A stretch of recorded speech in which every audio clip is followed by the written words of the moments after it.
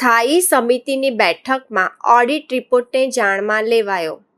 માંજલપુર વિધાનસભા પેટા ચૂંટણી અંતર્ગત આદર્શ આચારસંહિતા લાગુ હોય ત્યારે આજ રોજ મળેલી સ્થાયી સમિતિની બેઠકમાં ફક્ત ઓડિટ રિપોર્ટને જાણમાં લઈ બેઠક પૂર્ણ કરવામાં આવી હતી.